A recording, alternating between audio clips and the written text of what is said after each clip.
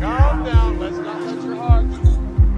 Guys, real heroes.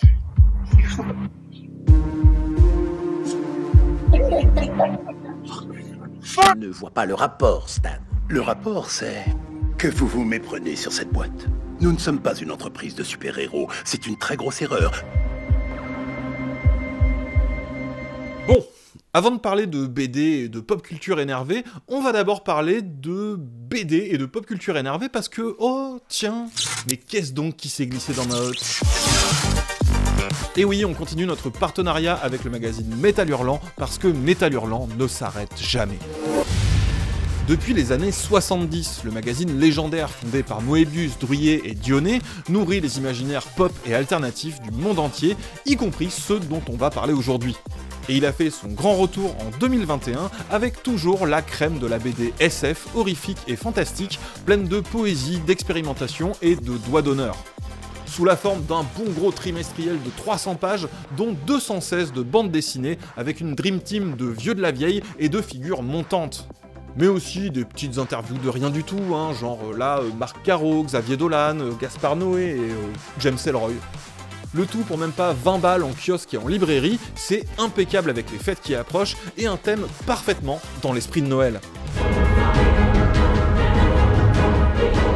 Et vous savez ce qui fait un encore meilleur cadeau de Noël? C'est offrir carrément un abonnement, avec le lien en description, pour qu'on pense à vous toute l'année, économiser jusqu'à 20% et accessoirement, ça soutient la chaîne. Si ça, c'est pas l'esprit de Noël. Bref, ici c'est toute la pop culture qu'on aime et qu'on défend, comme on va le voir maintenant. Pour ceux qui sauraient pas, The Boys est une série commencée en 2019, adaptée d'une BD éponyme publiée de 2007 à 2012, plus 7 épilogues 10 ans après.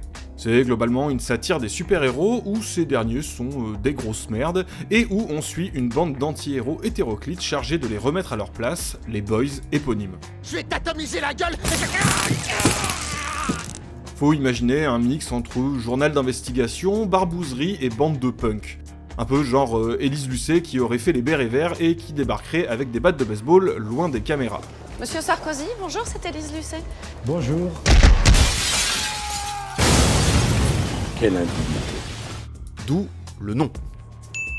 Là d'où je viens, quand on veut s'occuper du cas de quelqu'un, on parle d'envoyer les gars. Genre, Harry, il commence à trop mal parler, je vais lui envoyer les gars. C'est qui eux? Ceux qui veulent que Harry ait les jambes en miettes. Et c'est qui les gars? Ceux qu'ils envoient pour les lui péter. Voilà, ça c'est à gros traits, mais évidemment, comme on va le voir, ça va beaucoup plus loin que ça. Toujours est-il que ça marche du tonnerre, c'est une série phare de la plateforme Amazon, c'est ultra regardé, ultra discuté, déjà culte, tout ça. Il y a déjà tout un tas de dérivés, une com de malade, il y aurait plein de choses à dire sur ce qui explique cette réussite, mais on n'est pas là pour faire une énième critique. Quoi qu'on pense de la série, c'est indéniablement un bon petit phénomène culturel. La preuve du pudding, c'est qu'on le mange, et là les gens, ils se resservent. Enfin, pas tout le monde, vu qu'on a vu une partie du public subitement recracher dans leur assiette. Oh merde, c'est dégueulasse! Primo, The Boys surfe sur une tendance aux séries un peu trash et moralement troubles, avec du gore, du cul et de la valeur choc.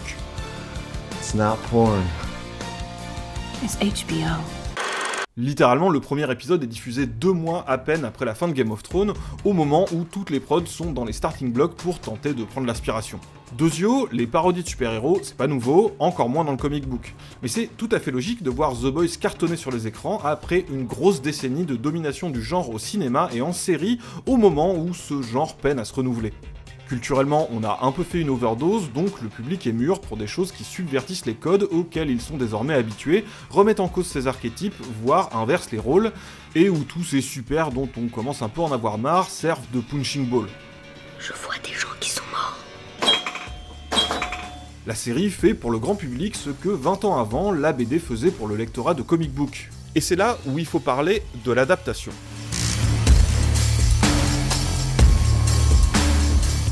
The Boys, pour ceux qui en auraient pas trop conscience, c'est une BD qui a eu une certaine influence sur l'industrie du comics, tout comme plus généralement son scénariste Garth Ennis. Dans les années 2000, faut se dire qu'il y a eu une petite vague comme ça de comics bien trashouilles et edgy, venant, pas toujours mais souvent, d'auteurs un peu punk venus de la scène indé britannique. C'était la mode à l'époque. Ennis, c'est un petit gars de Belfast qui a fait du Judge Dredd, du Hellblazer, du Authority, du Darkness, et il fait partie de ces gens-là. Concrètement, même s'il est aussi passé par des persos plus classiques de Marvel ou DC, je sais pas comment vous le dire autrement, mais il a toujours détesté les super-héros. Pour vous dire, le Marvel qu'il a tenu le plus longtemps, c'est le Punisher, ce qui déjà dit beaucoup, mais en plus où il a commencé par un hors-série au titre très explicite de Punisher Kills the Marvel Universe. Ce qui serait honnêtement la façon la plus courageuse d'en finir avec le MCU. Même dans cette série, quand ils mettaient d'autres persos de la firme, c'était pour se foutre de leur gueule et qu'ils se fassent humilier par Pupu. Et c'est arrivé au point où il a demandé à continuer le personnage dans une collection hors univers super-héroïque. Ensuite, faut bien se rendre compte que la série The Boys n'est pas du tout une adaptation fidèle. En fait, à part quelques points de départ fondateurs, il y a presque aucune scène réellement en commun, et plus ça avance, forcément, plus on est parti sur autre chose. Même quand on reconnaît certaines séquences de la BD, elles sont souvent modifiées en profondeur, et des arcs ultra centraux sont entièrement remaniés, voire totalement réinventés. Certains moments cultes sont repris sous d'autres formes, mais plus pour le clin d'œil, comme la mini-série Hérogasme, dont toute l'intrigue est mise de côté et devient une simple partouze qui sert de décor à un épisode. Ou encore le chien qui accompagne constamment Butcher dans la BD, glissé dans la série comme une sympathique référence Histoire 2. Ici, j'imagine parce que ce serait trop chiant pour une série live-action d'avoir un animal à gérer dans toutes les scènes. Et peut-être aussi parce que un des usages du chien dans la BD, je les vois mal l'adapter, quoi. Une fois que ça s'est dit, attention, parce que comme moi, vous connaissez ce discours, et c'est pas pour dire c'est pas fidèle, normalement, il n'y a pas d'elfe dans l'Étoile Noire et ce personnage, elle est pas rousse, elle est blonde vénitien, c'est une trahison de l'œuvre originale. Non, au contraire. Je le pose là une bonne fois pour toutes, The Boys, c'est un de mes comics préférés, par un de mes auteurs de comics préférés, la série l'a remaniée de la cave au grenier, et je trouve ça hyper bien. Déjà parce que c'est une adaptation sur un autre médium 20 ans plus tard. Ensuite parce qu'elle est certes pas une adaptation littérale, mais bien une adaptation ultra fidèle à l'esprit de la BD. Et oui, il y a des choix d'adaptation que je trouve vraiment pas ouf, voire foireux, mais cette démarche, autant pour le nouveau public que pour les fans originels, je trouve ça encore mieux puisque au lieu de fliquer s'ils ont respecté le livre saint à la lettre, on nous propose autre chose, dans le même esprit, durable de ce qu'on aimait. Et pour finir, parce que, comme dans l'exemple du chien de Butcher, encore une fois, les vrais savent de quoi je parle, Fuck it. That's my boy. The Boys n'était pas vraiment adaptable en l'état, et ce, pour plein de raisons.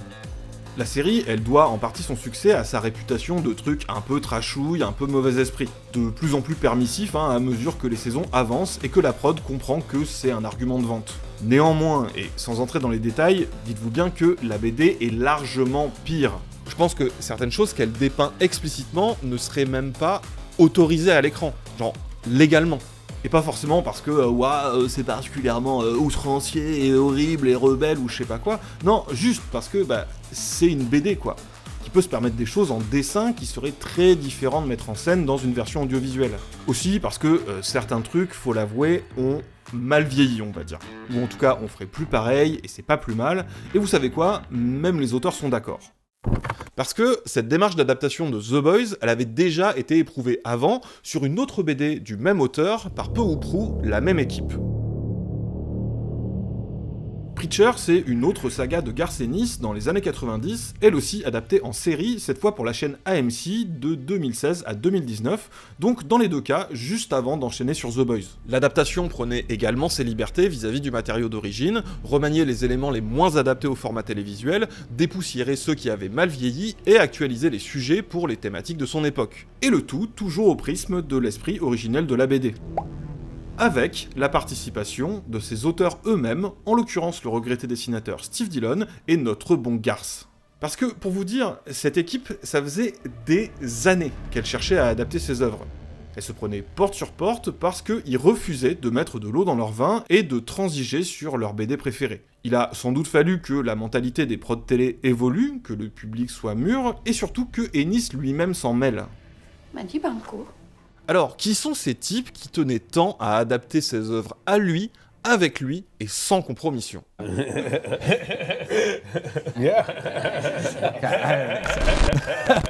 Ouais. Là, déjà, vous pouvez capter un petit souci sur les discours autour de The Boys. Vous allez voir. Preacher et The Boys ont été confiés à 2 showrunners différents, c'est le gars qui dirige la série quoi, tous 2 vétérans de la télé, respectivement Sam Catlin, un ancien de Breaking Bad, et Eric Kripke, connu pour différentes séries et plus particulièrement Supernatural.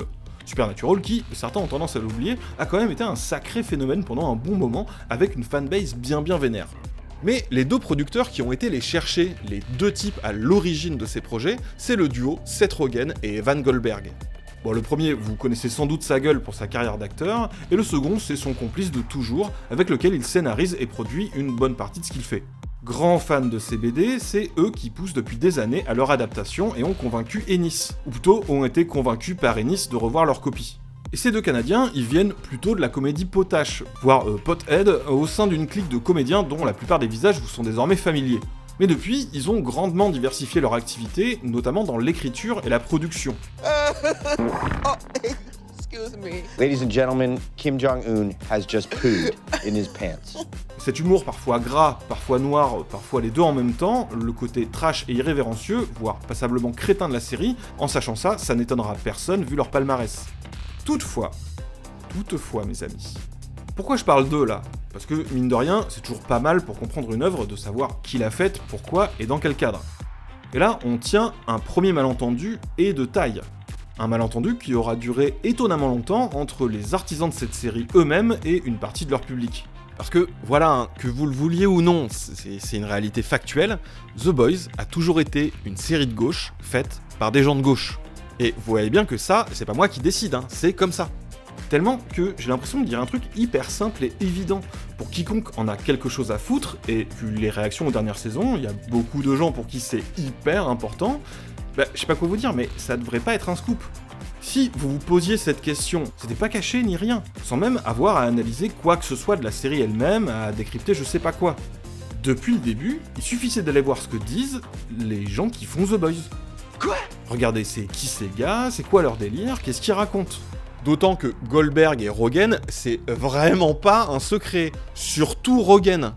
Et c'est pas juste que c'est des fumeurs de joint un peu libertaires, il a toujours été clair sur ses opinions, et puis pas de manière subtile, venant d'un gars qui aime bien inviter publiquement des députés ultra-conservateurs du style Ted Cruz à aller, je cite, se faire foutre sale fasciste qui a du sang sur les mains, au point que ce dernier l'a qualifié de marxiste atteint de la tourette, ce qui ferait une bio Twitter assez stylée, ou encore quand il s'est fait défoncer pour avoir ouvertement affirmé que, en tant que juif, il ne défendait pas l'État d'Israël. Mais même le showrunner Eric Kripke, qui fait moins le show en public que son collègue, apparemment suffisait juste de lui demander. When we first pitched the show, it was before Trump was elected. And the idea that a celebrity would actively want to turn themselves into a fascist autocrat was kind of a crazy idea. But we sort of lucked into whose metaphor is really about the moment we're living in, which is the cross-section of celebrity and authoritarianism. I mean, it's all over season 1. You know, he's giving very George Bush speeches. He's, being praised by throngs of devout followers. I mean, it's there from the beginning. Right. Non mais c'est même plus du commentaire de texte là, c'est des anti-sèches. Si vraiment vous êtes perdu au visionnage, vous vous en planquez dans les manches. Bref, absolument tout le monde impliqué a toujours été publiquement au clair là-dessus. At the moment, your country has a pretty fucking good example in the White House of hashtag get the fuck out and vote. Sure, Paris Climate Award. Don't do it again. It's fine, yeah, naughty, naughty. No more actors in the White House, please. Et pourtant... Ce que je trouve hyper intéressant avec ce point-là, parce que vous noterez qu'il nécessite même pas encore d'analyser le contenu de l'œuvre elle-même, c'est qu'il montre comment ces confusions viennent de la façon même dont on consomme et reçoit les œuvres culturelles, d'une façon totalement décontextualisée, découplée de leurs conditions de production et en invisibilisant tout leur processus de production. Et ce, à une époque où on n'a jamais eu autant accès à des informations à leur sujet ou à la parole de leurs créateurs, où tout le monde accorde une importance démesurée aux œuvres, devenues des marqueurs identitaires et de guerre culturelle, mais uniquement au prisme du petit avis personnel et des petits affects individuels de chacun. Et moi, c'est un truc qui me fascine avec cette histoire. Je dis vraiment me fascine parce que, je sais pas comment vous dire, en plus évidemment ça tombe sur une des séries que je suis le plus assidûment, basée sur une des BD que je connais le mieux, par certains des artistes dont je suis le plus familier. Donc moi, voir des spectateurs qui sont devant ce machin comme des lapins devant des phares de bagnole, ça me questionne. Ça me fait un peu cringe, un peu rire aussi, hein, faut se l'avouer, mais ça me questionne. Je trouve ça un peu dommage, voire un peu demi-habile, de le voir que sous l'angle de « ah là là, regardez, ils comprennent rien, montrons-les du doigt ». Parce que déjà, attention les amis, hein, je vois pas mal de monde faire les cuistres avec ça, sans voir leurs propres angles morts culturels, aucun d'entre nous y échappe, hein, et aussi parce que le fait que des gens comprennent rien à ce point, je trouve que ça dit plein de choses. Donc, ce que je vous propose, c'est d'essayer de dénouer tout ce bordel, ce que des gens ont loupé, ce que vous avez peut-être loupé aussi, en reprenant du début, et en essayant, autant que faire se peut, d'aller à l'os, quitte à faire du gras.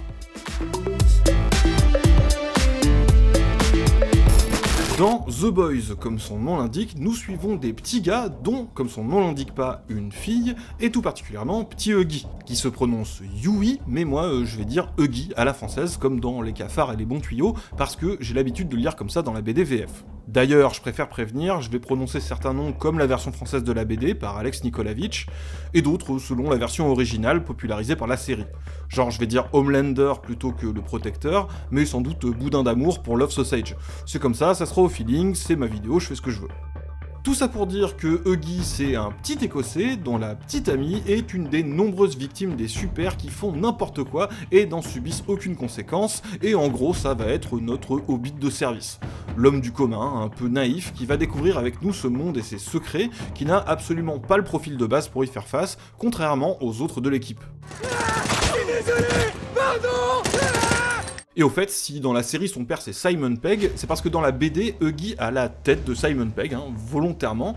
À l'époque, ils adoraient leur série Spaced avec déjà Edgar Wright et Nick Frost, et ils se sont dit que ça serait une rêve de niche, sauf que boum, c'est devenu une star internationale. Mais heureusement, Simon Pegg était aussi un fan de The Boys, d'où le fait qu'il ait préfacé un des albums et qu'il joue dans la série. Son père, hein, bien sûr, étant donné qu'il n'avait plus le bon âge pour Huggy. Bref, tout ça pour dire qu'il est en partie basé sur son personnage de geek prolo british un peu largué, et à noter que dans la BD, Huggy est aussi turbo complotiste. L'idée, c'est que c'est un type lambda qui sent bien que le monde tourne pas comme on le prétend, et persuadé d'avoir compris ces secrets qu'on nous cache. Faites vos propres recherches avec tout le globi-boulga conspi éclaté à base d'aliens, de reptiliens et compagnie. Je ne contracte pas. Ce qui est intéressant parce qu'il se retrouve derrière le rideau avec des gens qui, eux, connaissent les vrais bails. Et ils se foutent un peu de sa gueule avec ses délires à côté de la plaque qui le détournent des véritables enjeux, mais on va y revenir. I don't get why conspiracy theorists can't just be mad at the government for the things that the government's actually doing. Like, why do we have to make up things to get mad at the government for? Alors ça c'est pas trop appuyé dans l'adaptation, mais ça reste le rôle fondamental de Huggy, être le personnage naïf, en quelque sorte le plus pur, l'innocent, première victime d'un monde coupable. Par opposition à Butcher.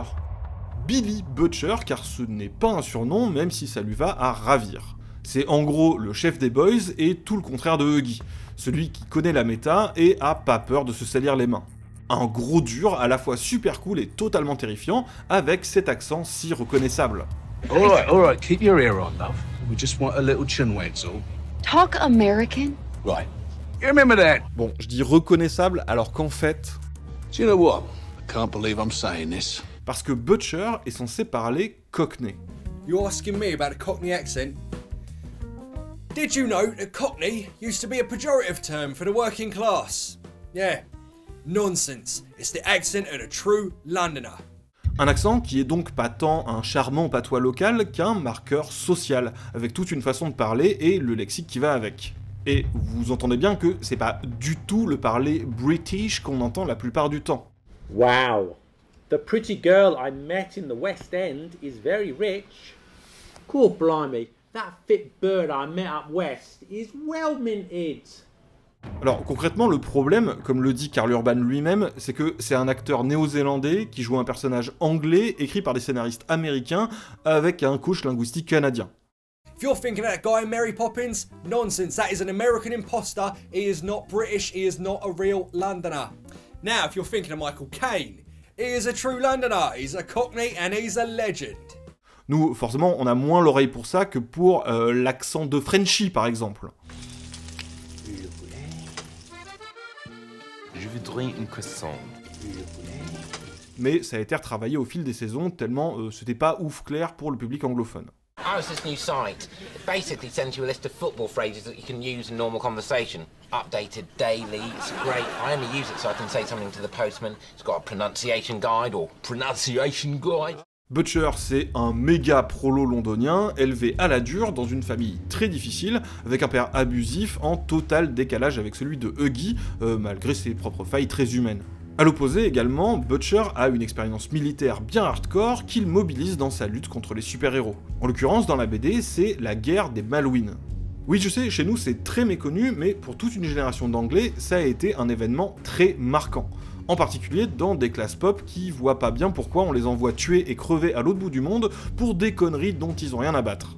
And that Thatcher sits there in a fucking ivory tower and sends us on a fucking phony war. The Falklands? Fucking Falklands? What the fuck's the Falklands? There's fucking loads of dickheads dying out there for nothing. My fucking dad want a dickhead! Les Malouines, ça a été une guerre très rapide et brutale, même pas 2 mois et demi et un peu moins de 1000 morts, tenez-vous bien, entre le Royaume-Uni et l'Argentine, dans les années 80. Pour des bouts d'îles contestés par 2 camps aussi charmants que la dictature argentine et l'Angleterre de Thatcher. Et oui. Bon, dans la série, ils ont déplacé ça en Afghanistan, choix que je comprends niveau chronologie, et où le Royaume-Uni a effectivement aussi envoyé des troupes. Et puis, c'est plus compréhensible pour le public international, en particulier ricain, mais bon, c'est un peu dommage, on perd du fond british de la BD, d'où le fait que je voulais parler des Malouines ici. Toujours est-il que les guerres, c'est un thème central chez Ennis, le scénariste de la BD, et The Boys ne fait vraiment pas exception. Butcher a donc de base un fond dur et violent qu'il arrivait uniquement à combattre grâce à Becky, l'amour de sa vie. Moi c'est Becky, et oui c'est comme ça, oui oui oui. Alors Becky qui a un traitement très différent entre les deux versions, et j'avoue que je trouve l'arc de la série assez tiré par les cheveux par rapport à la tristesse infinie et la pure rage que dégage le drame plus brut de décoffrage de la BD, mais bon, l'essentiel c'est que à cause des super, Butcher a perdu tout espoir de lutter contre ses démons et ne cherche plus qu'à les déchaîner sur eux. C'est très important de saisir cette ambivalence parce que Butcher est autant une grosse brute vicieuse qu'un type hyper compétent et souvent nécessaire. Autant un des protagonistes auquel va notre sympathie et celle des autres persos qu'une véritable saloperie. Honnêtement, je sais pas si la série aura les tripes d'aller autant au bout de ça que la BD. Le fait, par exemple, d'incarner ses tensions intérieures par un délire façon ange et démon d'épaule qui repose littéralement sur une maladie au cerveau, ça cherche un peu à dédouaner le perso, là où dans la BD, c'est juste Butcher. C'est tragique, c'est d'une tristesse d'autant plus grande qu'on sait pourquoi il est comme ça, et que, comme Huggy, on peut pas s'empêcher d'avoir de la sympathie pour lui. Mais c'est Butcher, quoi. C'est ce qu'il est. Et c'était d'autant plus superflu de représenter ces tensions morales par des espèces d'hallucinations qu'elles sont déjà incarnées par les membres de l'équipe elle-même. Regarde ce que je sais faire. Mais je ne vois pas le rapport avec la situation. Non, il a bon là. Voilà, Huggy et Butcher, le yin et le yang, ce qui est pas étonnant venant d'un auteur de la 2e génération de la dite invasion britannique dans le comics US. Tous deux cherchant à se venger de leur amour perdu à cause des super et de Vought, l'un luttant pour ne pas perdre son innocence dans le processus, l'autre combattant le feu par le feu. Quand on lutte contre des monstres, il faut prendre garde à ne pas devenir monstre soi-même, et quand on regarde l'abîme, blablabla, c'est un gros thème de leur dynamique. Mais aussi dans le genre Jiminy Cricket, on a Jiminy Cricket so dear. La crème en VF, Mother's Milk, le lait maternel du coup en VO, pour une raison, clairement ils vont pas la mettre non plus je pense. Bon, du coup dans la série, son surnom a pas trop d'explications, à part que maintenant Milk c'est son nom de famille, et un peu l'idée que c'est la maman du groupe, en tout cas sa colonne vertébrale. C'est également l'autre face d'une même pièce avec Butcher, et oui, je sais, c'est une pièce avec plein de faces, disons que c'est un D6. C'est son partenaire de longue date, avec lequel il partage une expérience militaire, donc une grande connaissance des enjeux, et puis il est super efficace et badass. Mais dans une version nettement plus mesurée et pro. Cause no matter how hard I gotta be, you're here to look after the boys. Lui reste tiraillé par le fait de ne pas laisser ce combat aspirer son âme, en partie parce que lui a encore des êtres chers et un pied en dehors de l'abîme. Le profil de Milk, on peut le voir comme ça. C'est un peu l'activiste. Sa famille a été victime de Vote International et son père, le combat de sa vie, ça a été d'essayer d'obtenir justice par des voies juridiques et faire éclater la vérité. Le récit classique du simple citoyen contre l'impunité des multinationales toutes puissantes, le pot de terre contre le pot de fer, David contre Goliath, vous connaissez plein d'exemples. Un combat, à quelques exceptions de lanceurs d'alerte devenus célèbres, perdu d'avance. D'où le fait que Milk soit passé à des méthodes, disons, moins institutionnelles, voire moins légales. On comprend bien sûr votre désarroi, mais est-ce que ça ne va pas trop loin? Est-ce que vous regrettez ces violences? Vous plaisantez, j'espère. Ça l'a en quelque sorte radicalisé, mais ça veut pas dire transformé en vengeur sanguinaire. Non, ça reste un stratège, un organisateur, pragmatique, qui pèse constamment les risques et les bénéfices, pour sa lutte comme pour son équipe, autant que le coût éthique de leurs actes. Là, je donne peut-être l'impression d'extrapoler, mais c'est vraiment comme ça que le perso est construit jusque dans sa DA. Et je prends cet exemple parce qu'il illustre très bien comment The Boys c'est à la fois pas subtil du tout, et construit sur des éléments implicites très précis. Milk n'est jamais présenté explicitement comme un genre d'activiste ou un militant, et pourtant il évoque sans le dire toute une tradition de lutte US, en particulier des Afro-Américains. Regardez simplement ces t-shirts. Je vous jure, en plus, il en change tout le temps, ils arrêtent pas de glisser des refs avec ça. Bon, bien sûr, on a le droit à tout un tas de groupes de hip-hop emblématiques, dont certains se trouvent être particulièrement militants, mais c'est pas juste pour lui donner un côté ghetto, hein, c'est même très délibéré, comme le fait de caler PDC This is America, le morceau de Donald Glover sur, entre autres, les injustices aux USA, tout spécialement dans le cas des Afro-Américains, ou encore ici Stop the Violence de Boogie Down Productions, dans un moment où Butcher et lui s'opposent sur la violence des méthodes à employer. Et surtout, ça s'arrête pas du tout à la dimension hip-hop. Ça, c'est le logo des Black Panthers, et c'est même plus précis que ça, puisqu'il s'agit de People's Free Food Program, un des programmes sociaux de l'organisation. Des références qu'on peut retrouver un peu partout, hein, en fond chez lui, et surtout, partout dans les locaux des Boys. Et là encore, des trucs assez pointus en fait. Ça, par exemple, c'est la militante communiste Angela Davis, figure des mouvements noirs, féministes et contestataires, toujours une meuf sûre aujourd'hui d'ailleurs. Celle-là, bon, encore elle est facile. Mais regardez, là, en dessous du portrait d'Obama, c'est une affiche, attention, de la campagne pour les élections au congrès de 68 de Huey Newton, fondateur des Black Panthers, pour le Peace and Freedom Party, une organisation de gauche radicale. The Boys est truffé de choses comme ça, qui sont à la fois très claires, très précises, sans ambiguïté, mais où vous voyez sans doute le problème. Facile de passer à côté, voire de les ignorer, dans les deux sens du terme, pour qui ne voudrait pas en tenir compte, ou pour qui, tout simplement, ça ne parle pas. Et tant qu'on est sur ce genre de ref... You'll love this guy.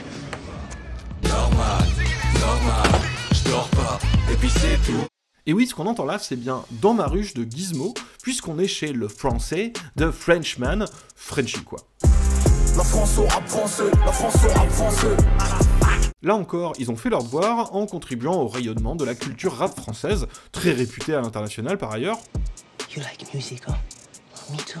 Et on trouve aussi du Caris, du Youssoupha. Jette ton Y en l'air. Bref.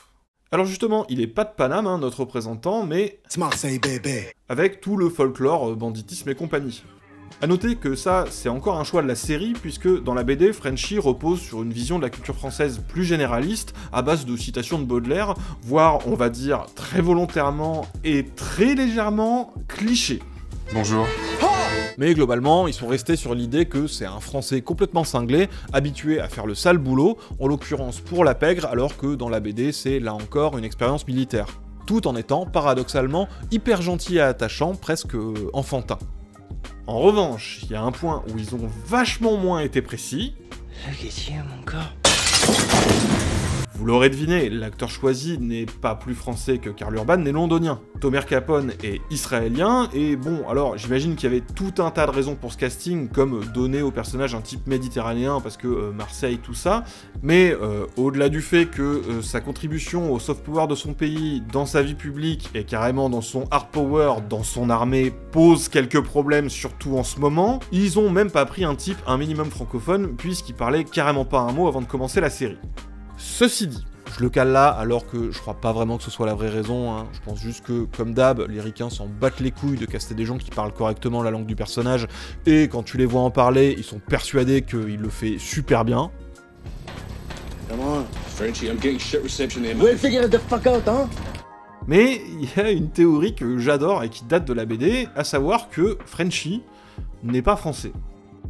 Déjà, même sans le problème de l'accent, son français dans la BD, il était pas hyper propre. Ça, à la limite, bon, on peut se dire, après tout, il est écrit par des anglophones. Surtout, son origin story, quoi. Vraiment, il viendrait d'un village des Pyrénées où les gens s'habillent en marinière avec des tours de cou en ail pour faire des joutes à bicyclette à coups de baguettes de peinture. Ce qui aurait entraîné la mort de son petit papa et serait son drame fondateur. Alors oui, c'est volontairement très con, hein, et moi ça me fait beaucoup rire, mais même pour l'esprit de la BD, là quand même, tu pousses la suspension d'incrédulité un peu trop loin, Ennis. D'autant que cette histoire, c'est lui qui la raconte, ce qui collerait avec l'idée qu'il s'agit avant tout d'un énorme francophile qui cosplay la France. Parce qu'en plus, il y a un truc qu'on sait de source sûre à son sujet, c'est qu'il tient son expérience militaire, certes, des forces françaises, mais plus précisément, de la Légion étrangère. C'est les gars là, vous savez, qu'on voit au 14 juillet avec les beubards, les tabliers et les haches. Or, comme son nom l'indique, la très grande majorité des recrues de cette force ne sont justement pas français. Et attention, j'ai encore un truc dans ma besace avant de passer au dernier, ou plutôt à la dernière membre des Boys, c'est que son origin story à elle, c'est qu'elle tient ses pouvoirs permanents d'être tombée dans un seau de reste humain plein de composés V quand elle était petite. Oui, mais attendez, c'est tellement une référence assumée que le scientifique en charge du labo s'appelle Uderzo. J'ai vérifié, hein, c'est pas un clin d'œil de la VF, c'est comme ça en VO. Bref, d'autant plus abusé que, comme elle, il est censé être japonais. Si vous voulez. Ah ouais, d'accord. Non, mais la structure n'est pas du tout la même. Ouais, ils sont japonais, les Ah, japonais, nous on est des français, ouais, c'est d'accord. pas pareil. Et qui la raconte, cette origin story? Qui on est censé croire sur parole? Là encore, Frenchy. À ce sujet. Bon, ça va, vous avez compris, c'est rigolo parce que un des boys, c'est la fille, vous l'avez. Le personnage, c'est juste la fille dans la BD. Ah bon, il a pas de prénom. Mais dans la série, si, elle a un prénom, et c'est Kimiko, choix qui s'explique également. La fille, en VO, c'est pas The Girl, mais The Female, qu'on pourrait certes traduire par la femelle, mais gardez bien en tête qu'en anglais, ça a un sens plus large, hein, comme dans les remises de prix, où il y a des catégories female, male pour féminin, masculin, d'où la fille.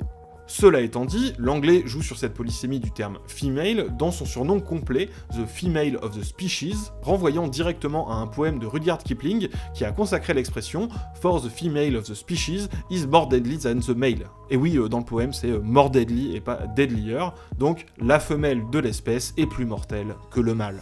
Là encore, vous avez l'idée, c'est la fille parmi les gars qui est la plus dangereuse, la plus meurtrière, la plus puissante.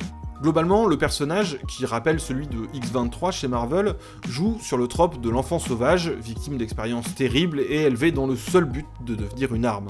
Elle est muette et peu habituée aux interactions sociales, alternant entre une attitude renfermée et des déchaînements de violence. La série a clairement cherché à atténuer un peu ça, d'où le fait de lui donner un prénom.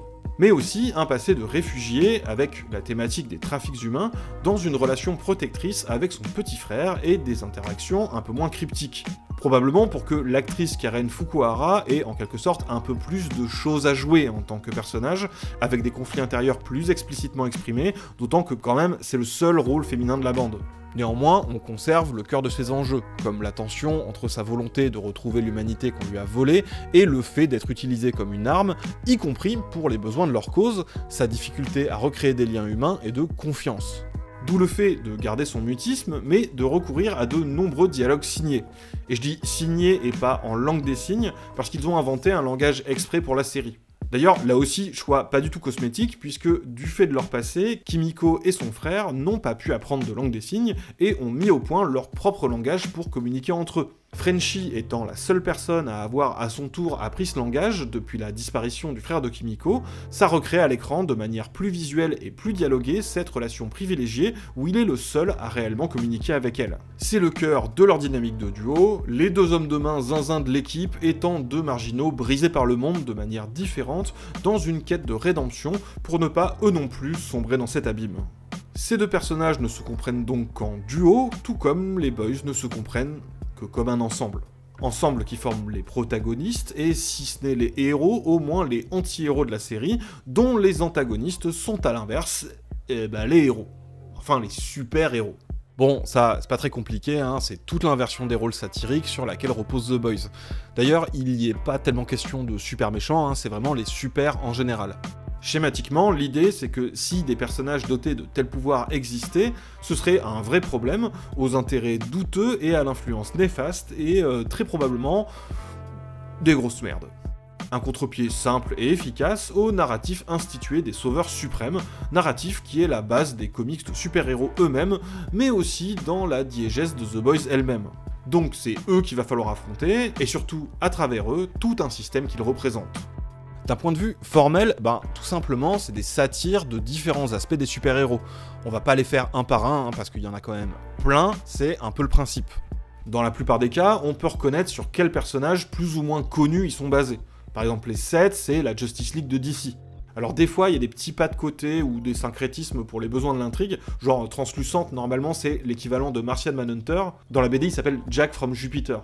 De même, Tech Paladin, dans la BD, c'est plutôt Iron Man, hein, il est riche, il a une armure et tout. C'est pour ça qu'il fait partie de Payback, référence aux Avengers. Sauf que, même si l'équivalent de Batman, c'est surtout Black Noir, c'est avec Tech Paladin qui parodie tout le côté manoir, majordome et sidekick à la Robin.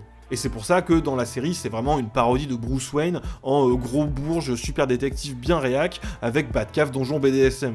La tech cave. Cool, cool. À partir de là, le plus important à comprendre, c'est que la BD, c'est une BD quoi, donc il bourre les cases de 1000 références jusqu'à des trucs très niches de fans de comics. Sauf qu'évidemment, à l'écran, c'est un autre médium et c'est plus compliqué, même avec le gros budget qu'ils ont pour chaque épisode. Puis, ils doivent se reposer sur des rêves que le grand public connaît un peu grâce aux adaptations, et pas juste les fans de comics. C'est un peu comme quand vous comparez les BD Civil War, qui est un méga crossover avec le milliard de persos de comics Marvel, et le film où il y a 3 pelés et 2 tondus qui se tapent sur une piste d'atterrissage. Ça a l'air con comme ça, mais ça a une vraie incidence, puisque ce qu'on perd en quantitatif, on le récupère en, entre gros guillemets, qualitatif, au sens où il y a moins de persos, mais ils ont plus de place pour être développés. Si vous prenez les 7, qui sont quand même l'équipe centrale, dites-vous bien que tous ces longs arcs narratifs autour de Deep ou A-Train ont absolument pas d'équivalent dans la BD, avec un effet secondaire pas du tout anodin qui est de les humaniser beaucoup plus. Alors, je sais, ça fait bizarre vu comment ça reste des ordures cosmiques, mais pour beaucoup dans la BD, c'est juste une bande de gros connards qu'on suit pas dans leur vie. Même Mev, qui dans la BD est une des seules à avoir un genre d'arc de rédemption un peu similaire, elle est très très loin d'avoir un traitement aussi sympathique qu'à l'écran. Alors que là, l'allumeur par exemple, il a pas fait exprès de tuer des gamins, il a des remords et il finit par s'allumer lui-même. Dans les comics, alors là, pas du tout. Et il finit bien plus salement, comme beaucoup de super de la BD. Cependant, cette indulgence envers eux trahit pas profondément l'esprit de la BD, puisque la question de super qui peuvent s'avérer inoffensifs ou pour lesquels on peut carrément avoir de l'empathie, not all super-héros, et même des super qui pourraient se retrouver du bon côté de la barrière, c'est un sujet super important. Je veux juste revenir du côté des gentils. Non. Alors, par exemple, il y a Boudin d'amour, mais bon, dans la série, ils l'ont gâché, quoi. Petit aparté, juste parce que Boudin d'amour, quoi, Love Sausage. En fait, moi, j'ai une petite théorie, alors je la pose là. Bon, tout simplement, c'est une parodie de super-héros soviétiques. Il a la gueule de Karl Marx, voilà. Et dans la BD, c'est totalement un gentil. C'est même un des seuls super qui est pote avec Butcher. De toute façon, Ennis, il a un truc avec l'URSS, hein, mais bon, bref. Et le truc du... L'histoire du boudin, quoi, ça serait une ref à un personnage de grand-père russe qui aurait combattu les nazis avec... Voilà, quoi. De toute façon, j'arrive pas à trouver la source, donc on s'en fout. Toujours est-il, je pense que s'ils l'ont pas adapté comme ça dans la série, c'est qu'entre-temps, Marvel a adapté son personnage de Red Guardian avec un traitement étrangement similaire à celui de Boudin d'amour, qui était en bonne partie une parodie de Red Guardian. Du coup, ils leur ont coupé l'herbe sous le pied et ils l'ont juste foutu comme ça avec des blagues de beat. Ce qui est marrant aussi, c'est qu'il est joué par David Harbour, qui est vraiment un peu coco dans la vie, donc voilà, enfin, c'est un aparté inutile, c'est terrible, le capitalisme a tout absorbé. Qu'est-ce que je disais ? Oui, donc, il y avait déjà cette idée de super du bon côté de la barricade, à commencer bien sûr par le personnage d'Annie January, Starlight, Stella en VF. Stella, un des persos principaux, qui va être au cœur non seulement d'une romance contrariée façon Capulet-Montaigu avec Huggy, ce qui contribue à ce que ce dernier ne sombre pas dans la haine pure comme Butcher, et réciproquement lui permettre à elle de s'extirper de ce système affreux dont elle fait partie. mais aussi devenir une des principales figures de la lutte contre les super et leur monde. Parce qu'attention, faudrait pas se contenter de le voir comme une bête histoire de y en a des biens, not all sups. Et c'est crucial dans la série, où du fait de tous ces nouveaux arcs narratifs ajoutés à plein de personnages de super, qui sont pourtant les antagonistes à la base, un des sujets centraux c'est celui de gens qui sont partie prenante et bénéficiaires de ce système dégueulasse, tout en étant victimes elles-mêmes pour différentes raisons. Et par conséquent, pourraient se retourner contre lui. Stella, c'est évidemment une incarnation de ça, déjà parce qu'elle représente tout le sujet des enfants stars exploités et broyés par cette industrie du divertissement, sujet sur lequel je vais pas plus m'étendre parce qu'il y a une vidéo de Pause Toujours, en plus à partir d'un exemple hyper connu de super-héroïne Marvel, il a tout dit, allez voir, je le mettrai en suggestion à la fin, c'est badant de ouf, je préviens, mais hyper intéressant. Aussi, bien sûr, Stella, c'est la figure de l'exploitation et des violences faites aux femmes permises par ces systèmes en toute impunité, voire carrément institutionnalisées. Ce qui était déjà le cas dans la BD, vu que c'est loin d'être nouveau comme problématique, mais qui, forcément, dans la série, canalise tout le poids de la vague MeToo qui s'est produite entre-temps. Là, normalement, vous commencez à voir que notre question de qu'est-ce qu'ils représentent les super dans The Boys, elle commence à toucher à un peu plus qu'une simple critique du genre super-héroïque lui-même. C'est pour ça qu'à un moment donné, je commence à parler plus généralement de système, puisque dans cette histoire, les super ne sont que la partie émergée d'un iceberg qui est le réel antagoniste de l'affaire, le dernier personnage que je me devais de présenter, Vought International. That you are under a misconception. That we are a superhero company. We are not. Puisqu'on parle d'iceberg, pour continuer à en explorer les profondeurs, on va garder ça de côté pour l'instant. Et oui, je sais, vous vous doutez bien qu'à un moment donné, je vais sortir la carte, le problème c'est le capitalisme, le twist est cramé à des kilomètres, mais promis, il y a plein d'autres trucs intéressants à voir. Faut maintenant qu'on fasse un petit tour de ce que contiennent vraiment les différentes saisons de la série qui nous ont menés à l'explosion de cet immense malentendu. Bon, je vous préviens, on va en laisser un peu de côté, notamment tout ce qui est de certaines intrigues personnelles, amoureuses, etc. Il y en a plein, c'est une série avec plein de persos, on va plutôt se concentrer sur les arcs les plus thématiques. Et bien sûr, on va divulgacher à mort, y compris parfois la BD pour certains choix d'adaptation assez parlants. Donc... la saison 1, c'est pas compliqué, c'est la saison 1. C'est-à-dire que c'est la saison d'exposition où on découvre les bases dont on vient de parler. À savoir, satire du genre super-héroïque, où ces parangons de vertu adorés du public s'avèrent en fait des hommes sandwich doublés de gros connards qui se croient tout permis, vitrine d'une industrie bien lucrative. C'est le fil rouge de toute la série. Tout comme la lutte asymétrique engagée par ces petits David contre Goliath entre le commun des mortels et des puissances supérieures, des superpuissances littéralement. Enjeu qui s'exprime face aux super-pouvoirs économiques d'une méga-corporation aux moyens démesurés comme Vought, jusqu'à très concrètement des super-pouvoirs. Comment tu fais avec ta bite et ton couteau pour buter un type invulnérable ?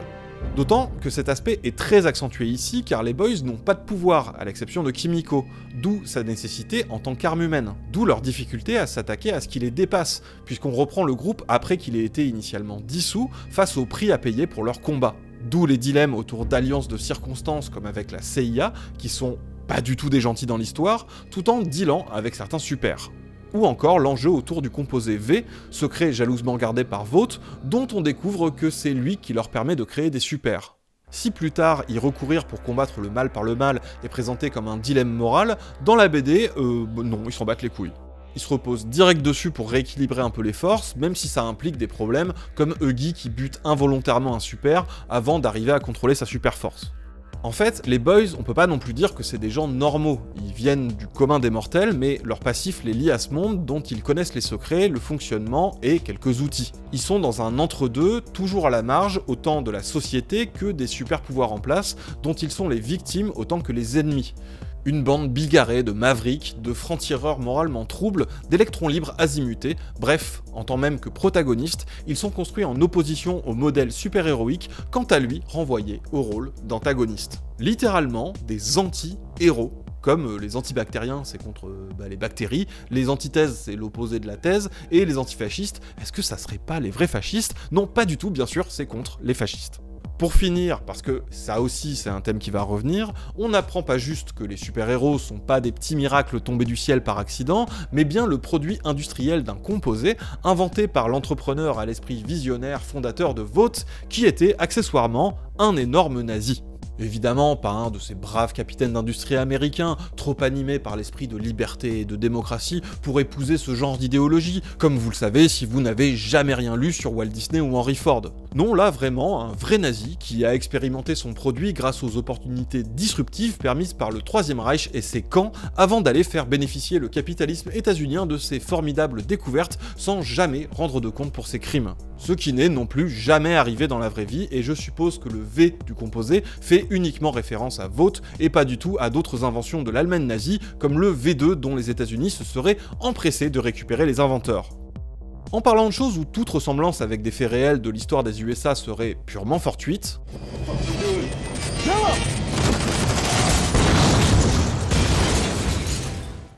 avant de passer à la suite, juste petit point d'étape.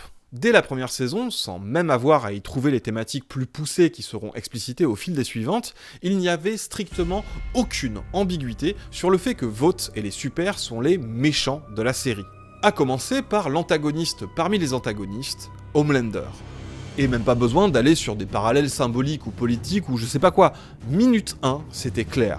Dès le premier instant où Anthony Starr a parfaitement exécuté ce sourire à la fois bright et de pur psychopathe. Dès cette première saison, il est moqué, il est ridicule, il est flippant, il fait des saloperies, et c'est le boss final pour les protagonistes. La série le montre, les créateurs le disent, l'acteur le joue comme ça, et tout le monde l'a vu. Même si vous regardez ce qu'en disaient les gens qui le défendaient un peu, tout particulièrement à l'époque.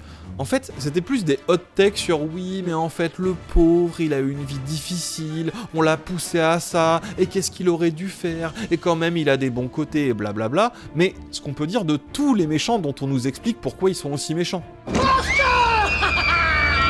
Et ce qui, par rapport à la BD, est accentué par cette espèce d'indulgence générale dont fait preuve la série pour complexifier ses enjeux.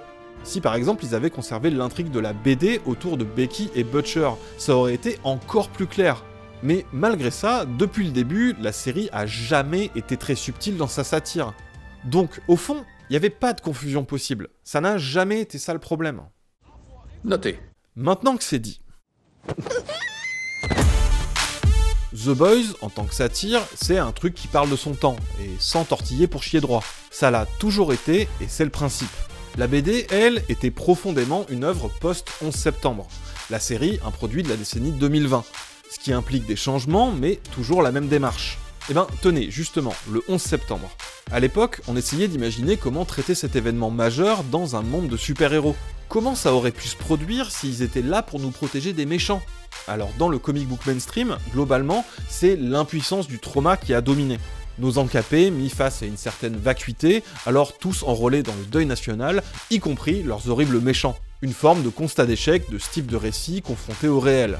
The Boys, œuvre qui critiquait justement ce type de récit, mettait en scène cette vacuité en montrant à quel point ils étaient des clowns incompétents, des puissances impuissantes, qui en ont rien à battre de vos gueules et n'existent qu'en entretenant l'illusion que vous avez besoin d'eux. You need me to save you. You do. La BD partait de là pour dresser un parallèle avec les années Bush, avec l'instrumentalisation politique des traumas par le complexe militaro-industriel, les guerres au Moyen-Orient et la War on Terror.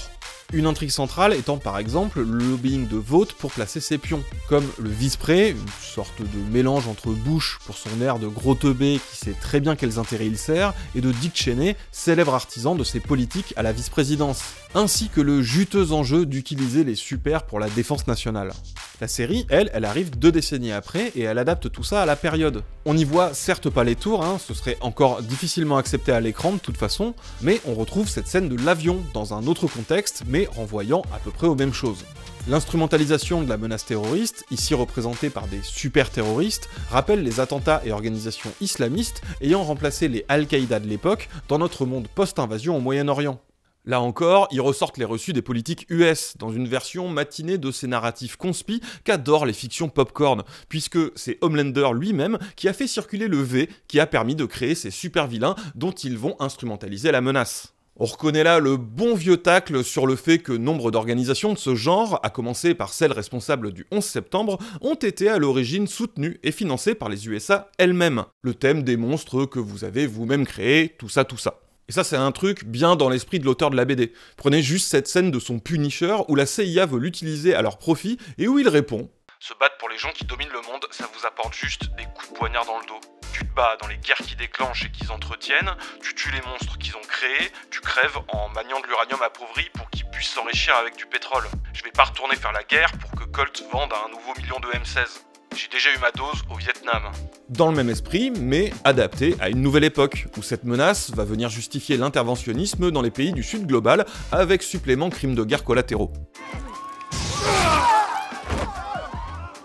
Terrific.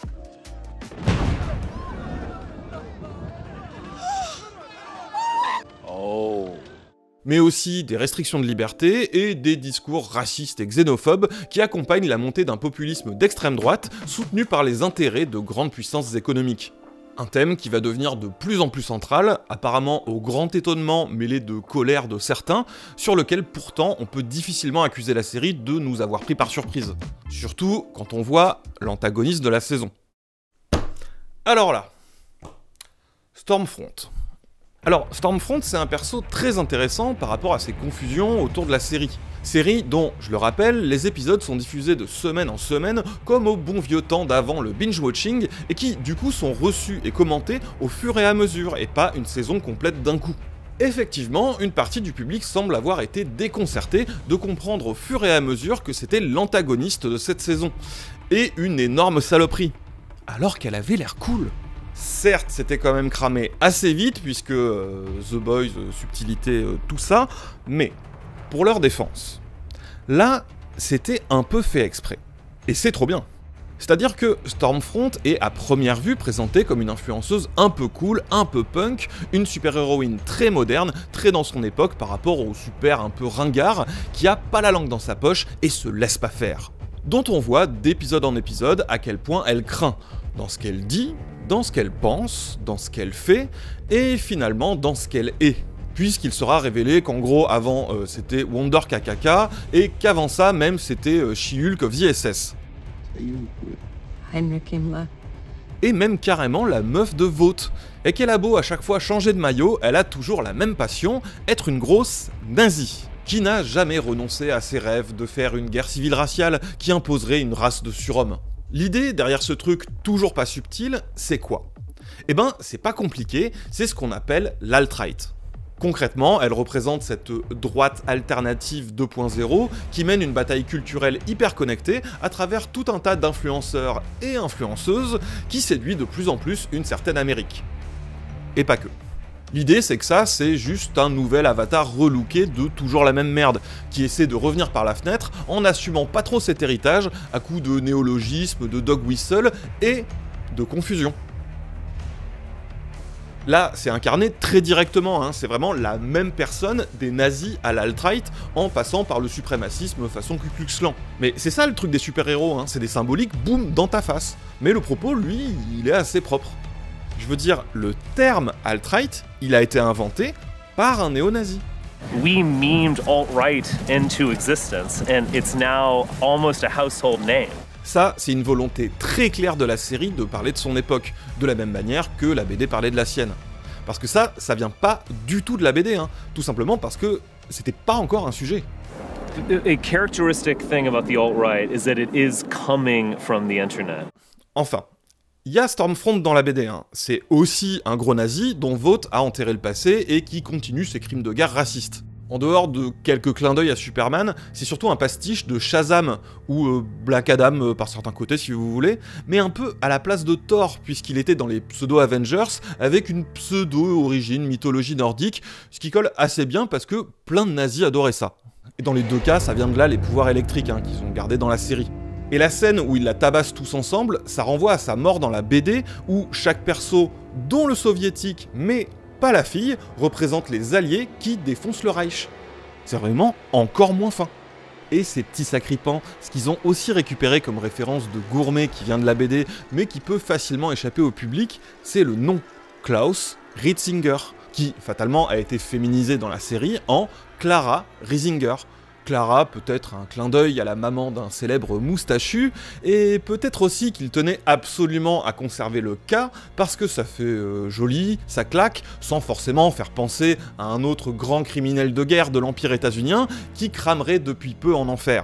Et le nom Stormfront est lui-même celui d'un des plus gros sites d'extrême droite US, tout comme Liberty, son identité précédente dans la série. Série où on nous glisse que sa zone d'activité est Portland, ville tristement connue, mais c'est peut-être un hasard, pour l'activisme des groupes néo-nazis et suprémacistes.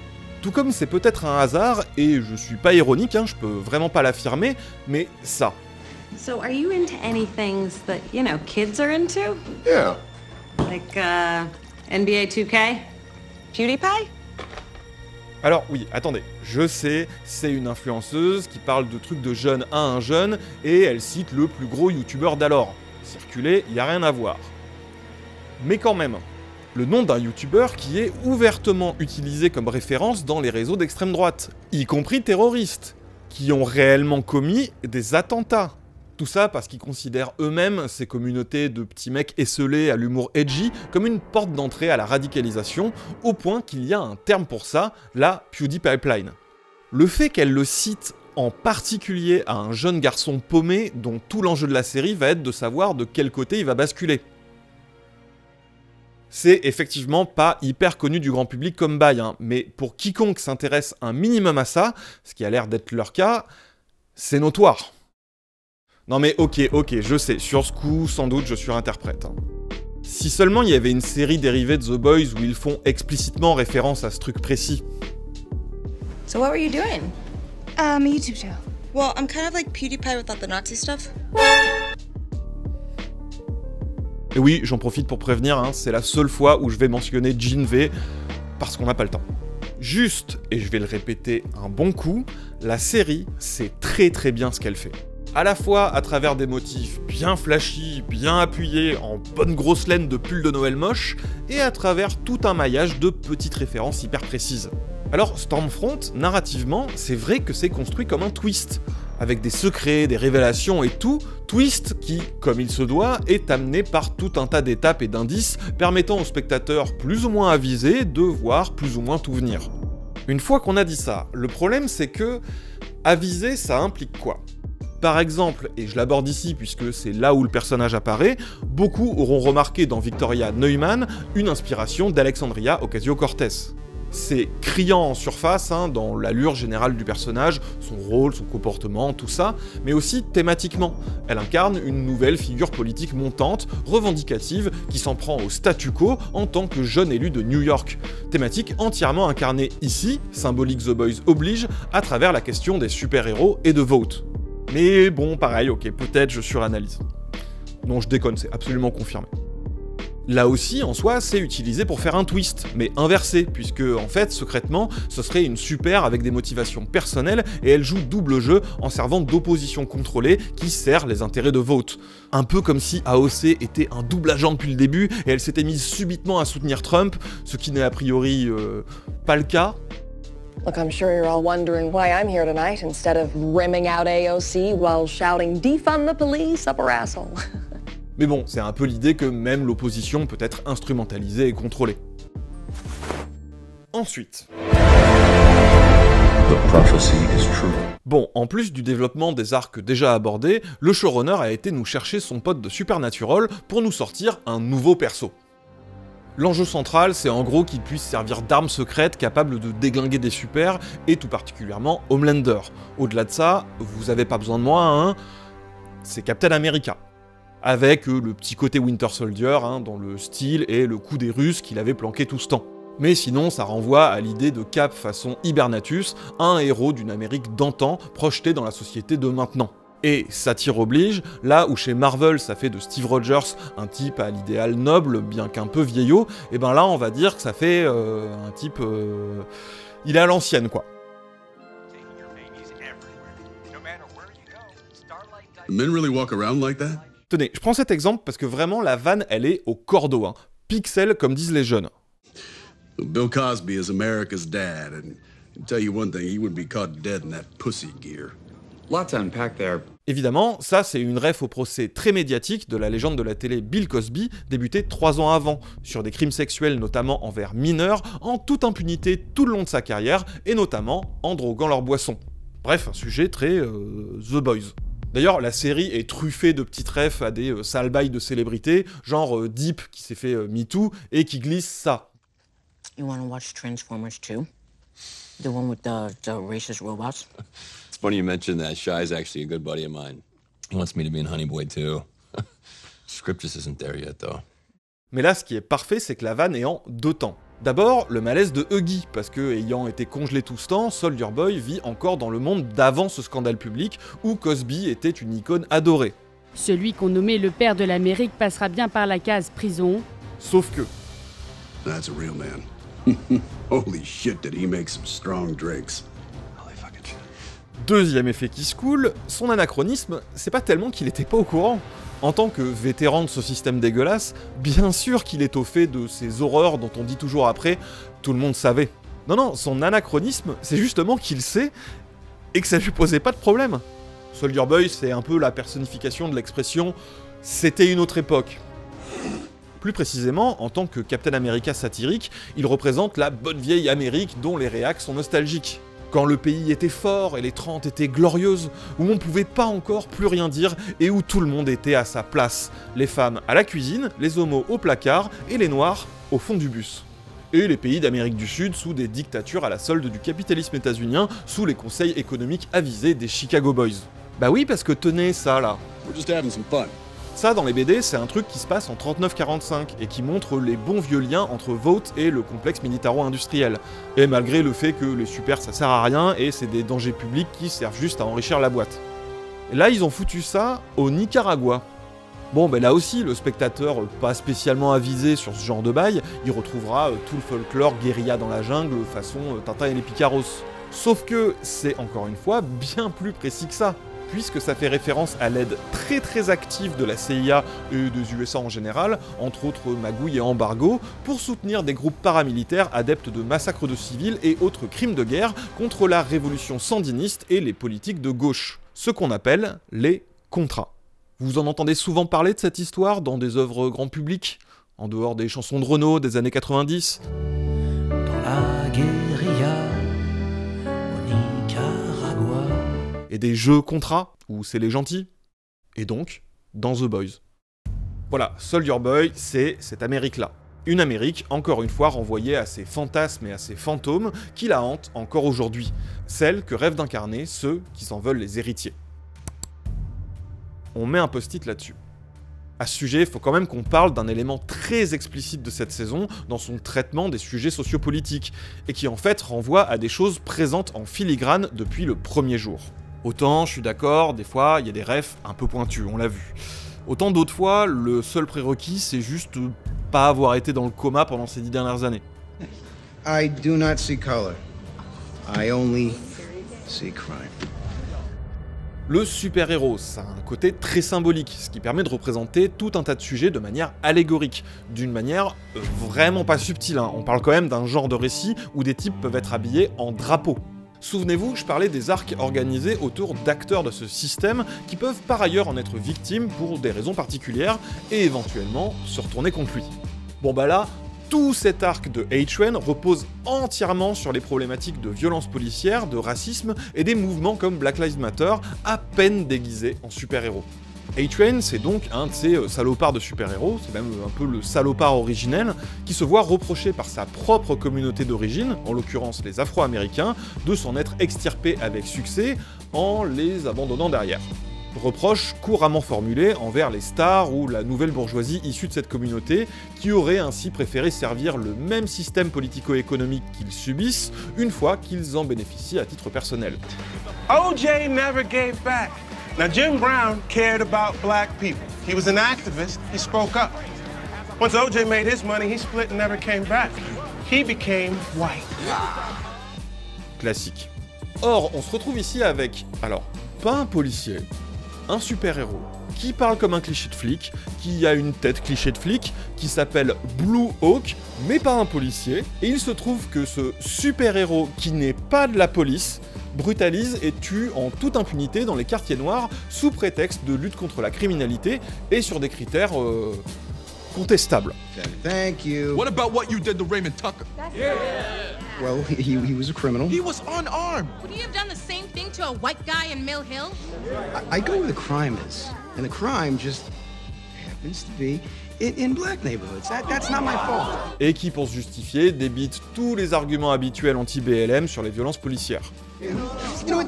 Do your research. Like, blacks commit a disproportionate number of murders. How about all the black men you murdered? How about you tell me why they were so fucking aggressive? Bref, encore une histoire très cryptique, hein. On a donc A-Train, tiraillé entre son désormais confrère et son frère, hein, vraiment littéralement son frère, entre sa nouvelle position et là d'où il vient, qui cherche à résoudre le problème sans se compromettre vis-à-vis de l'un ou de l'autre, à base de négociations et de spots débiles appelant à la paix sociale pour vendre du soda. We gotta listen to each other. Spot qui est une parodie directe d'une véritable pub. Et en effet, il y a des gens, je l'ai vu, de mes yeux vus, qui devant des trucs comme ça, disaient encore que non, c'était pas une série politique. Alors ok, on peut aussi faire l'effort d'essayer de comprendre ce qu'il voulait dire par là. Parce qu'on n'entend manifestement pas la même chose par politique. Alors peut-être qu'en un sens, The Boys évoque, de manière symbolique, ces sujets sociaux ou politiques du moment. Les évoque juste.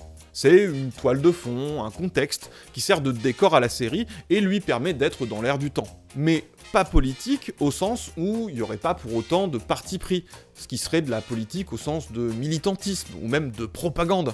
Vous avez remarqué, comme l'idéologie qui est toujours les idées des autres, la propagande c'est toujours quand c'est eux qui s'expriment. Sauf que non. Déjà, ces sujets, ils ont rien de neutre en soi, et surtout là, ils ont un traitement qui est encore moins neutre. Prenons cet arc pour ce qu'il est et où est-ce qu'il amène ses protagonistes.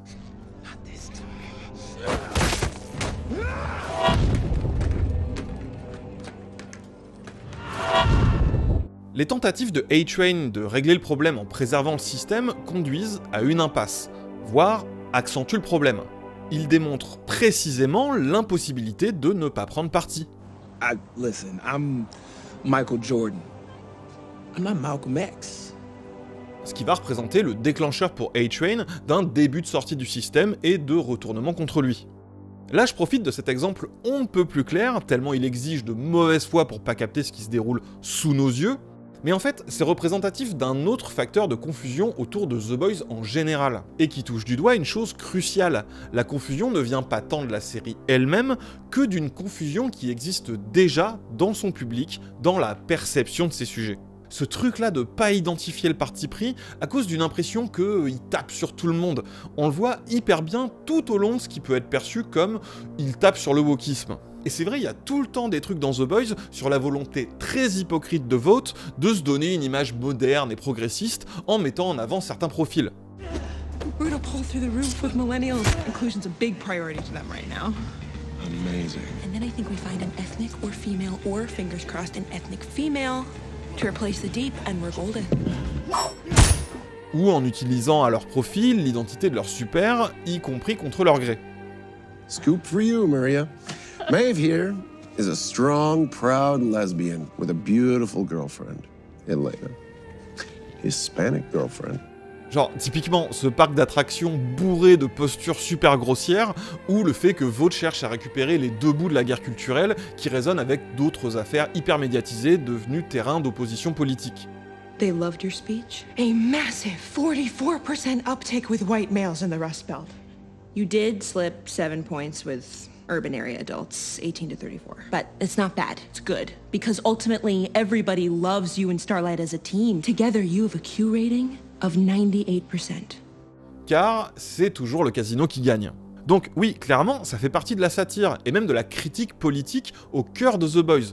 Je suis tout à fait d'accord, d'autant que c'est souvent, comme le reste, assez bien fait, et très drôle. Du coup, ah oui, voilà, c'est anti-woke, je le savais, c'est pour ça que j'aime bien.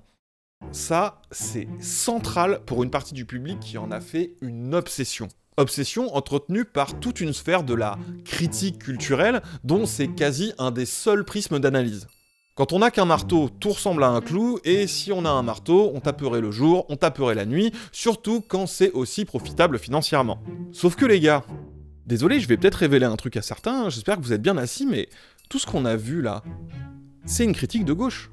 Genre, vraiment, je vous jure, je sais pas comment vous l'annoncer autrement, c'est ultra courant dans les mouvements progressistes. Il y a tout le temps des discours et des analyses sur ce sujet, des tonnes de livres qui ont déjà été écrits, etc. Il y a même des concepts qui ont été développés pour ça. Qui du pinkwashing, qui du queerbaiting, qui de la tokenisation, etc.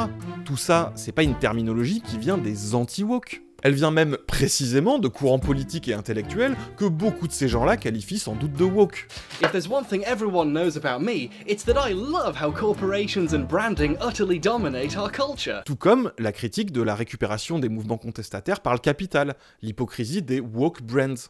Vous connaissez ces marques qui se repeignent la façade une fois l'an.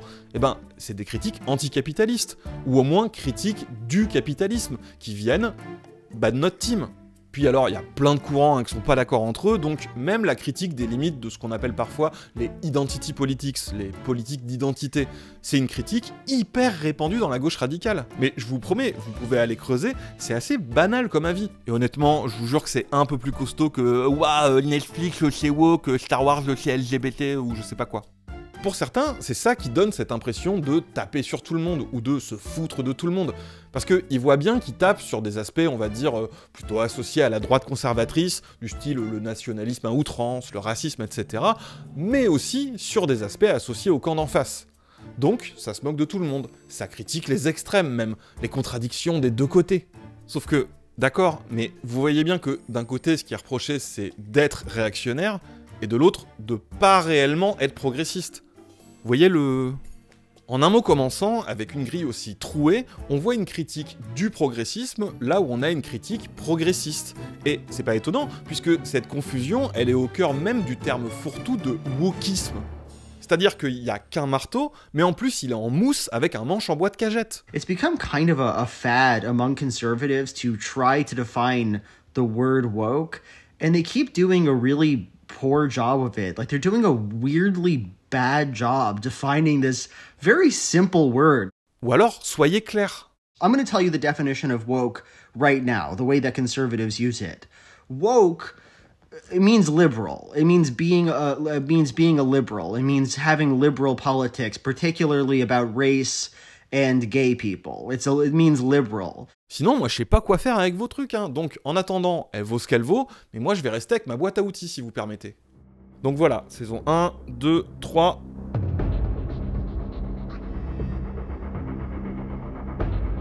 Bon, on va essayer d'être concis, parce qu'on a déjà parlé de beaucoup d'aspects qui trouvent leur apogée ici, et on a beaucoup de cartes en main pour l'aborder. Cartes qui faisaient manifestement défaut à une partie du public, puisque c'est avec cette saison que vraiment, là, ils ont fini par exploser. La laborieuse digestion avait fini par se faire, et sans doute plus aucun numéro de contorsion cérébrale n'était tenable, aucune mauvaise foi acrobatique n'était plus suffisante pour compenser le fait de se faire foutre de sa gueule par le reste du public, mais aussi par la série elle-même. Résultat, on est reparti avec les bonnes vieilles méthodes habituelles de cette cancel culture qui ne dit pas son nom, messages de rage, review bombing, procès en wokisme, insultes et menaces pour les plus énervés. Ceci dit, une petite musique a persisté pour atténuer cette dissonance cognitive. C'était de s'en prendre non pas à ce que The Boys était, mais à ce que The Boys serait devenu, faisant passer ce qui n'était qu'une conclusion logique pour une sortie de route. Et c'est vrai que cette saison prend vraiment plus aucun gant, se situant dans un contexte d'élection et sur la dérive devenue très politique de Homelander. Talking about saving this country before Singer replaces us with a bunch of transgender illegals that will do everything. Save the boogeyman shit for the idiots watching VNN. Mais aussi son opposition à Starlight, qui prend ici la forme de véritables mouvements, faisant écho à une Amérique polarisée entre montées de combats progressistes qui remettent en cause le système, et une réaction, au sens politique là encore, via une forme d'autoritarisme fascisant. Bon, évidemment, avec tout ce qu'on a déjà dit, pas besoin de voir ça comme une forme de coming out soudain du projet de la série, puisque c'est simplement ce qui se passe dans une œuvre quand toutes les pièces ont été mises en place, au moment qui a été annoncé comme l'avant-dernière saison avant le grand baroud d'honneur. Même les nouveautés propres à cette saison, bon. Alors il y a le cas du personnage de Sage qui est assez intéressant. En gros, c'est un personnage qui va apporter l'intelligence stratégique nécessaire à l'aboutissement de la dérive extrême du système. Paradoxalement incarné par une femme noire, toute sa vie cantonnée par ce même système, a un rôle très en dessous de ses capacités réelles et qui trouve ici une occasion d'en faire la démonstration et de prendre sa revanche en prouvant sa valeur supérieure. Finalement, presque le miroir inverse des arcs narratifs dont on a parlé, mais ça demanderait une étude de cas particulier, et au-delà de ça, il est un peu tôt pour savoir où va son arc à elle. La seule façon qu'ont les femmes comme nous d'obtenir ce qu'elles méritent, c'est de leur faire les poches d'une main en tranchant leur putain de gorge de l'autre. On a aussi tout ce focus sur cette espèce d'extrême droite complotiste, très clairement inspirée de la sphère QAnon, Infowars et compagnie, avec là encore des refs bien précises. Sphère principalement incarnée par Firecracker, un autre archétype de l'influenceuse des médias alt-right conspi qui raconte tout et n'importe quoi, entouré de simp et de paumés. Une belle spécialité qu'on a importée des US aussi. Et au passage, comme à chaque fois, ils ont pas juste cherché à créer une parodie, mais à creuser un peu la psyché derrière le phénomène qu'elle représente, en intégrant notamment ce truc très cool de fonder sa haine de Starlight et de tout ce que Starlight représente sur le fait de s'être senti victime de son arrogance et de son mépris passé, donc être animé par une forme de ressentiment et de revanche. Sphère médiatique alternative donc, entièrement mise au service du projet dont Homelander se fait le véhicule ultime. Mais dans ces cas-là, c'est pas de la propagande, hein, c'est les médias de la vérité. Ce projet qui est une forme finale de ce dont parle la série depuis le début, et qui ne fait au fond qu'actualiser le sujet de la BD, puisque vous vous souvenez quand je disais que dedans, Huggy était vachement complotiste. Eh ben, ça nous donnait déjà ce dialogue central avec la légende, le perso qui connaît les bails. J'ai cru comprendre que t'étais un fada des conspirations. La vraie conspiration, la voilà, gamin. C'est pas des dieux anciens, ou des aliens de mai 2, ou des codes à la con sur des billets de banque, ni même un secret. C'est un truc que les gens ordinaires font tous les jours. C'est du business. La boucle est bouclée. Alors, en résumé, The Boys, de quoi ça parle? Est-ce que ça parle de Trump? Eric very much likens that character to that person, but oddly enough, I always felt like if we did model it on that person, it would be a two-dimensional cardboard cutout of a character. We wanted to make something with more layered, more dimension to it. Ou de ce qu'on pourrait appeler le Trumpisme, au sens pas tant la personne, dont Homelander serait une simple satire, que d'un mouvement de fond que lui-même incarne, tout comme la BD parlait, elle, des années Bush. Alors, oui, mais on a aussi vu que ça touchait à plein de sujets connexes. Le star system, l'industrie du divertissement, les médias, les réseaux sociaux, la fabrique de l'opinion, le lobbying, le poids des multinationales, la démocratie, le sexisme, le racisme et tout. Et même au fond, hein, si on veut dire les gros mots vintage, la suprématie raciale, l'exploitation, le patriarcat, le fascisme ou l'impérialisme. Est-ce que, du coup, ça utilise juste le genre du super-héros pour parler de tout plein de choses? Oui, on peut dire ça, mais est-ce qu'on peut trouver un thème plus profond, qui recouperait tout ça et la série autant que la BD? Un truc que l'idée même de super-pouvoir incarne parfaitement. On pourrait le résumer en disant qu'au fond, The Boys, ça parle de la domination. Ça le fait à chaque fois en son temps et en son lieu, de manière popcorn, à travers le genre culturellement hégémonique dans la pop culture, où l'idée de super-pouvoir permet d'incarner tous les pouvoirs, toutes ces dominations. I'm not just like the rest of you. I'm stronger, I'm smarter, I'm better. I am done apologizing, I am done being persecuted for my strength. You people should be thanking Christ that I am who and what I am because you need me. Un peu comme l'anneau de pouvoir, ça permettait d'incarner tous les pouvoirs, l'idée de pouvoir. Et vous savez quoi? Moi je pense pas que The Boys restera dans les mémoires pour la confusion ou comme étant une série mal comprise. Je veux dire, à partir du moment où les plus gros réacs du marché ont pu récupérer une œuvre de deux meufs trans de gauche radicale, ou que des nazis aient pu récupérer Mon Petit Poney, c'est peut-être que le problème est plus profond, non? Pour le coup, on peut reconnaître à The Boys que, en définitive et en dernière analyse, c'est une série qui aura certes créé de la confusion, mais qui l'aura méthodiquement levé d'épisode en épisode, jusqu'à ce que ce soit on ne peut plus clair.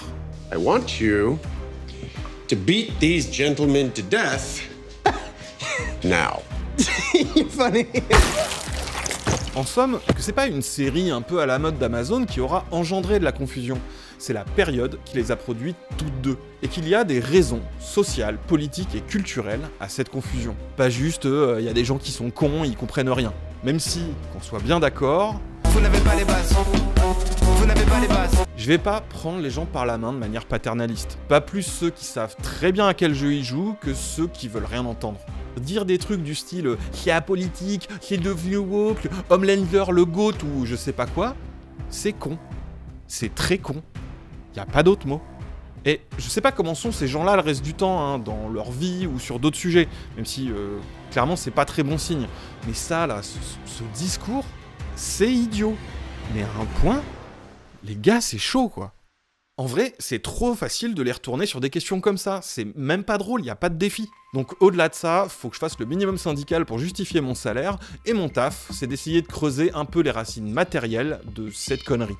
Si on prend le tableau d'ensemble, c'est-à-dire si on décadre de la série elle-même, des individus eux-mêmes qui la regardent, pour la comprendre dans un contexte culturel, on peut assez facilement émettre des hypothèses, voire en tirer des leçons. Toutes et tous. Parce que, mine de rien, qu'on le veuille ou non, c'est un phénomène culturel ultra ancré dans notre époque. Alors, je sais que ça va ressembler à une lapalissade, mais je vais développer. La raison fondamentale de cette confusion, c'est la confusion. En général. Comment sont comprises ces choses-là dans un contexte culturel, de guerre culturelle même comme on dit, qui s'attache pas tant au fond qu'à des marqueurs culturels. Je m'explique. Par exemple, on l'a dit, le succès de The Boys vient en bonne partie de son ton, de son côté un peu mauvais esprit, sale gosse, passablement trashouille, avec un humour un peu crade et irrévérencieux, appelez ça comme vous voulez. D'aucuns diraient politiquement incorrect. Je suis politiquement correct, je pète ta gueule. Super, t'es PC poteau. Ouais, d'Arizona State. Cool poteau, je suis PC de UMass. Putain ouais, cool poteau. Super. Or, depuis pas mal d'années maintenant, cet aspect edgy, humour noir, provoque, a été construit comme un totem en opposition au politiquement correct, lui-même renvoyé aux idées progressistes, maintenant au wokisme, on peut plus rien dire, les bien-pensants, etc.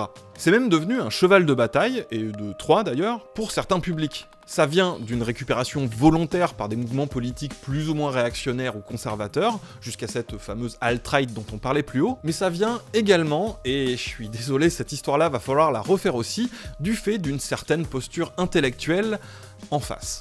Vous êtes qui, vous? Je suis le principal PC. Oh chouette, on est tous PC aussi. Une posture associée par certains à la gauche ou aux progressistes, bien avant les woke ou les islamo-gauchistes ou je sais pas quoi, mais vous voyez, c'est le même délire. Mais en fait, cette posture, elle vient pas tellement de différents mouvements d'émancipation réels qui sont, par définition, politiquement incorrects. Alors qu'elle vient plutôt, historiquement, d'une soi-disant gauche libérale bourgeoise, s'opposant comme une élite intellectuelle, faisant passer son propre mépris culturel pour tout ce qui est populaire et mal élevé, disons-le donc un mépris de classe, pour des valeurs, et réciproquement qui s'est servi de posture politique pour faire de la bonne vieille distinction sociale. Alors qu'elle était probablement la gauche la moins radicale sur quelques sujets que ce soit, et y compris les fameux sujets dits sociétaux, ce qui ne veut pas vraiment dire grand chose, mais c'est un autre débat, elle a pourtant réussi l'exploit de faire oublier que la longue tradition de censure, d'autoritarisme et de puritanisme, bah normalement c'était le camp d'en face. Ainsi que la pourtant tout aussi longue association de la vraie gauche radicale avec la subversion, les contre-cultures et les cultures populaires. Mais sauf que ça a toujours été un mirage de la guerre culturelle. Résultat, quand certains se retrouvent face à une œuvre dans la plus pure tradition du bon vieil humour provoque, satirique et de mauvais goût de gauche, eh ben ils sont perdus. Alors que c'est fait par des types qui ont toujours fait ça. Holy fuck. Je veux dire, ces gens, on en a parlé dans la 3e vidéo de cette chaîne. J'ai regardé, elle a 10 ans. Il y a d'ailleurs un truc qu'on vous a pas dit, c'est qu'il y a eu pendant des années une première tentative d'adaptation de The Boys au cinéma, qui s'est pas faite justement parce que le réal arrivait pas à obtenir ce qu'il voulait et il a refilé le bébé à ses petits potes pour que ça devienne la série qu'on connaît. Ce type, c'est Adam McKay. Le réal des fameuses comédies débiles de Will Ferrell qui ont tellement toujours été des monuments d'humour de gauche que depuis notre vieille vidéo dégueu, ils sont partis en mode full satire politique, ils en ont plus rien à battre. Tout ça, c'est le même écosystème. D'ailleurs, regardez qui c'est qui est venu jouer son propre rôle dans The Boys il y a pas longtemps. Je ressemble pas trop à Sandra Bullock dans L'éveil d'un champion. Vous voyez, ça, c'est un symptôme qu'on est dans une période culturelle caractérisée par la confusion. Et autant c'est un problème qui est loin d'être équitablement réparti, hein, il y a des facteurs aggravants, dirons-nous, on va y revenir, mais c'est quand même assez généralisé. Illustration symptomatique, c'est ce journaliste média qui a fait tout un papier sur les réacs qui explosent en comprenant que le cœur de leur série du moment, ça a toujours été de leur tailler un short. Et qui déclare dans le même geste que les équipes auraient fait une série de gauche avec une BD de droite. Alors sauf que on était, disons, un certain nombre de lecteurs de la BD à rétorquer que... Comment ça, une BD de droite, mec? Vous voyez, attention hein, avec cette posture. Hein. Alors, sans rentrer dans les détails, hein, parce que Ennis, en tant qu'auteur, on va dire que c'est un cas compliqué, hein, puis ça évolue au fil du temps, et ça ferait une autre vidéo de 3 heures. Mais juste pour dire que faut vraiment pas connaître la méta pour partir du principe qu'il y aurait consensus sur le fait que ce serait des BD de droite. Mais en même temps, eh ben je comprends. Parce que Ennis, qu'est-ce qu'il aime?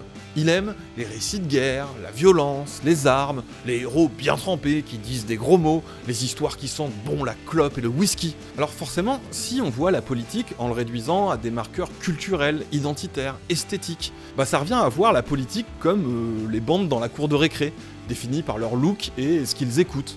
Des marqueurs culturels. Sauf que dire tout est politique, ça veut pas dire on peut tout bien ranger dans des boîtes, dans vos boîtes en plus, quitte à faire rentrer des carrés dans des ronds. Alors que tout est politique, ça veut dire tout a une dimension politique, porte une vision du monde, dit quelque chose du monde dans lequel c'est produit, selon plein d'aspects plus ou moins complexes, contradictoires et interprétatifs. Comme quand on joue au jeu du clivage en fait. Des travaux dans le jardin. Pour moi, c'est de gauche. En fait, ce qu'il y a, c'est que quand t'as des travaux dans le jardin de gauche, en fait, c'est que tu les fais souvent toi-même et ça dure beaucoup plus longtemps. Oui, ton jardin est constamment en travaux. C'est ça, alors que de droite, ils font les travaux une fois, ils payent une boîte, des artisans. Voilà. Alors qu'en vrai, si on devait jouer au jeu du clivage avec les BD de Ennis, eh ben... Et ça rejoint un autre problème qu'on a vu en passant un peu la série en revue, sur le fait qu'il y a plein de gens, juste, ils comprennent rien aux aspects politiques, même devant un machin aussi surligné que The Boys. Mais même ça, on n'est pas obligé de le résumer à ils sont un peu bécassous quand même.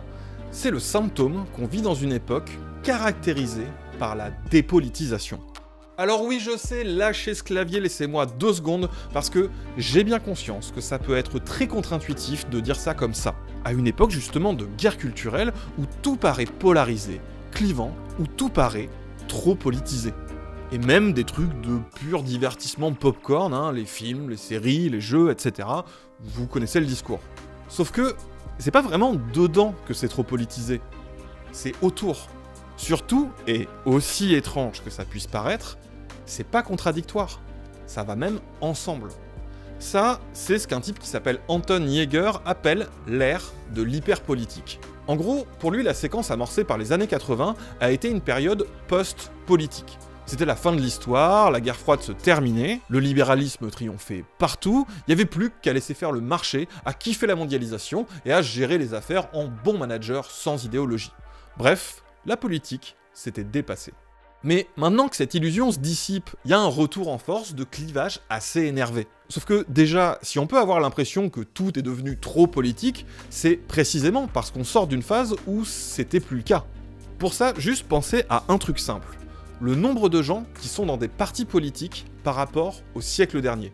Les effectifs des syndicats, le nombre de gens qui achetaient des journaux ou qui faisaient leur vie dans des assos, des clubs ouvertement partisans.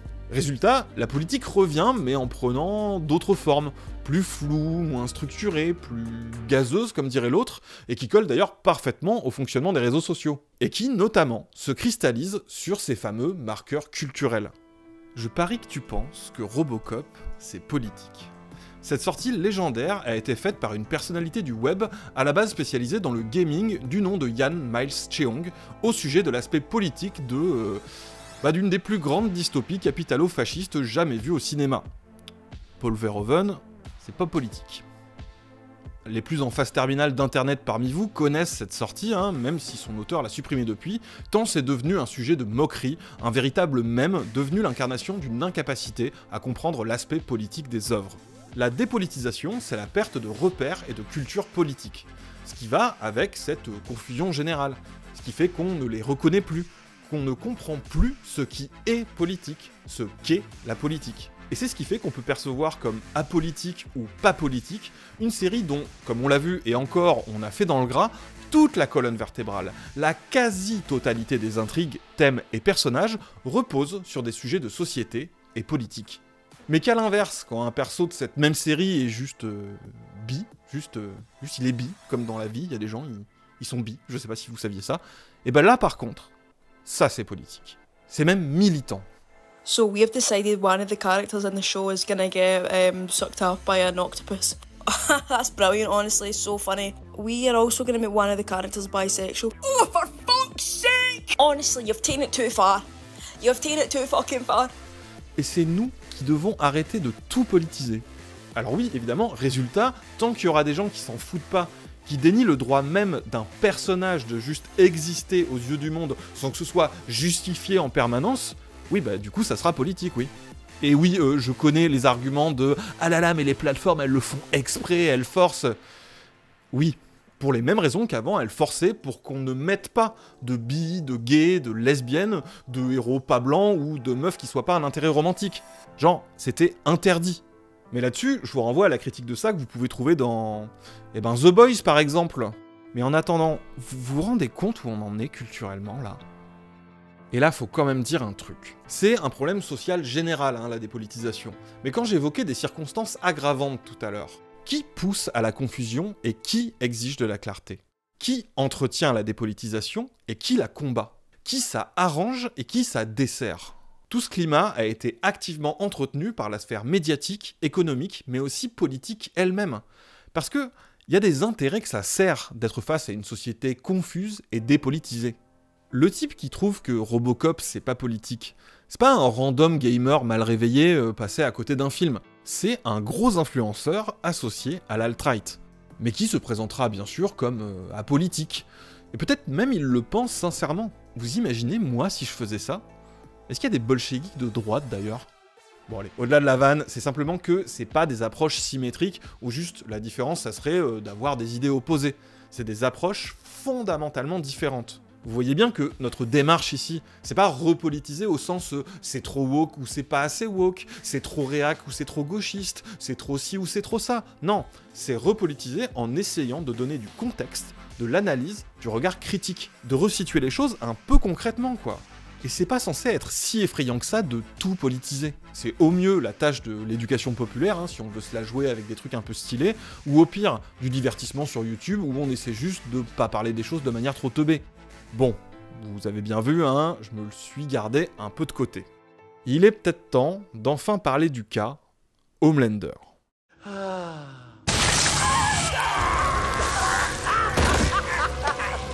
Sauf que non, on va pas parler d'Homelander, qui a été maintes fois discuté et qui est vraiment pas très difficile à analyser, mais d'un autre cas, Rorschach. Alors, je l'ai déjà évoqué ailleurs, mais là, ça vaut vraiment le coup de se repencher dessus de manière un peu précise. Rorschach est un des protagonistes de Watchmen. Pas à proprement parler un méchant du coup, mais c'est un peu le principe de cette BD de jouer avec cette distribution des rôles. Pour autant, il n'y est pas présenté comme un personnage positif du tout. Et pourtant, il revient lui aussi souvent au centre de discussion sur la mécompréhension du personnage, car de nombreuses figures, en général très réactionnaires, l'adorent. Tiens, Ted Cruz, le gars qui se faisait traiter de fasciste par notre ami Seth Rogen. Alors, comment ça se fait ? Comment se fait-il qu'il passe autant à côté de sa caractérisation ? En fait, encore une fois, il y a des raisons à ça. Rorschach est iconique. Il a tout pour plaire aux bandeurs de vigilantes habituels. Et le fait que, dans son adaptation, Snyder faisant du Snyder, il l'a encore plus iconisé avec ses ralentis et poses super cool de clips, ça a sans doute joué. Mais au fond, dans la BD, il avait déjà tout pour plaire à des gens qui aiment ce genre de figure, bien que ça ne soit très clairement pas le cas de l'auteur. L'auteur de Watchmen, on en a déjà parlé 50 fois, c'est Alan Moore. Donc probablement le plus gigantesque gauchiste de l'histoire du comic book. Et aussi un de ses meilleurs auteurs tout court, désolé. Donc aussi un scénariste particulièrement exigeant et fin. Watchmen, ça vient à la base de l'idée de relancer un catalogue de personnages déjà existants, ceux de Charlton Comics, récemment acquis par DC Comics, à la manière dont Alan Moore avait déjà revisité Swamp Thing ou Miracleman. Bon alors au final les persos ont été modifiés, mais ils sont bien basés sur ceux de Charlton, notamment Rorschach, basé sur la question. La question, c'est tout pareil, un justicier sans visage en impair qui redresse les torts en monologuant intérieurement des trucs sombres de polar sur la société, les bas-fonds, tout ça. Du coup, c'est ce genre de figure que Rorschach interroge, de manière très pointue, Moore étant l'érudit exigeant qu'il est. Car figurez-vous que la question a été créée par Steve Ditko, le génial papa de Spider-Man. Ditko qui s'était alors pris de passion pour la philosophie de Ayn Rand, la papesse de la pensée méga réac turbo-individualiste préférée des libertariens et de la Silicon Valley. Alors c'est un truc assez connu chez les lecteurs de comics, hein. Par exemple, Frank Miller avait repris le perso dans Dark Knight en faisant un duo avec Green Arrow où toute la dynamique c'est que l'un c'est le droitard et l'autre c'est le gauchiste. C'est ce que Ditko a voulu incarner dans la question, et donc que Moore a voulu examiner de manière critique avec Rorschach, d'une manière tout à fait ouverte et explicite. Rorschach est flippant, dangereux, malade, antisocial, rongé par la haine et le ressentiment. Il pue au sens figuré comme très littéral.